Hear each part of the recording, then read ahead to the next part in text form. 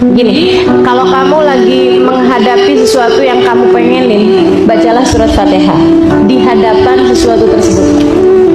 Gitu ya. Kita misalnya, kalau ibu-ibu nih apa ya biasanya ya? Lagi ngeliatin ada rumah bagus. Pas lagi ngeliat Fatihah gitu. Ibu-ibu belanja masuk ke mall, ngeliatin ini nolnya berapa biji sini, ada tas bagus, diliatin, oh 300.000 murah, pas diperhatiin lagi 3 juta. Wah, nggak kebeli nih sekarang. Fatihah.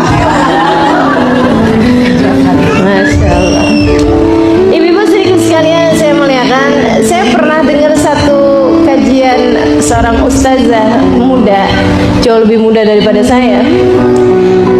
Dia cerita, dia bilang, saya itu pertama kali Ustazah Halimah datang ke Jakarta, dia bilang, itu dia masih SMP, muda banget kan? Muda banget kan?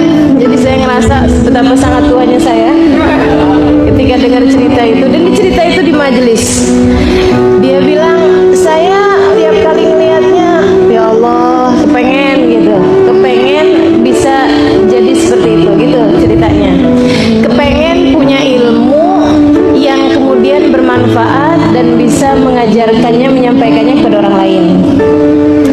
Bukan secara pribadi kepengen jadi saya, bukan gitu ya, tapi ingin melaksanakan apa yang saya laksanakan. Profesi sama kayak kita ngelihat ada yang jadi dokter, kita pengen kayak gitu ya. Jadi akhirnya terus dia bilang, nah saya itu pernah dengar dari ayah saya, dia bilang, kalau lagi kamu kepengenin apapun, nah itu kamu pandengin sambil baca Fatihah. Jadi dia bilang, setiap kali saya hadir majelis pas lagi hari libur, itu saya liatin Ustazah Halimah Fatihah. Pas lagi jalan gitu ya, ketemuan Ustazah Halimah Fatihah. Dia bilangnya subhanallah, dia kemudian berangkat pergi ke Hadramaut juga, kemudian dia menjadi ustazah juga, alhamdulillah. Jadi dia ngasih tahu sama orang-orang untuk banyak-banyak baca Fatihah terhadap apapun yang kita inginkan. Kita misalnya ngelihat orang, oh punya kesabaran yang masya Allah gitu ya, Fatihah gitu. Atau kalau mau lengkap, Al-Fatihah ila hadratin Nabi gitu ya. Fatihahnya kita sambungin dulu ke Nabi Muhammad, biar Nabi Muhammad juga ikut mengaminkan doa dan harapan kita. Ngelihat ada anak soleh, bener, terdidik sekali. Kita kepengen anak kita juga jadi anak yang soleh, anak kita juga menjadi anak yang terdidik, kan begitu ya? La hadratin Nabi Al-Fatihah gitu. Teman-teman sekalian, kita ngelihat ada orang yang misalnya punya suami yang sangat soleh sekali, baik sekali suaminya kepada istrinya, dan dia juga baik sekali, hubungannya manis dalam rumah tangganya. Daripada dinyinyirin sementara kamu belum menikah gitu ya, lebih baik di Fatihain. Enak nih kan, daripada tuh palingan kelihatannya doang dari luar tuh kayak gitu. Kayaknya kalau di rumahnya mah belum tentu. Palingan ini kalau di luar baiti jannati, kalau di dalam baiti nari. Nyinyir sekali ya.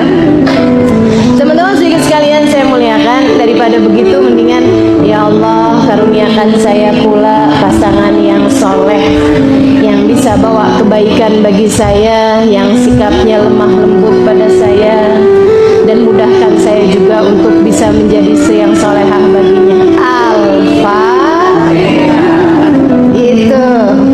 Jadi apa-apaan di Fatihain aja gitu ya. Jadi teman-teman sekalian saya muliakan, apapun Fatihain aja. Insya Allah mudah-mudahan Allah karuniakan kepada kita segala kebaikan. Dengar diceritakan tentang surga dengan segala kenikmatan-kenikmatannya. Ya Allah, aku pengen menjadi salah satu ahlinya, salah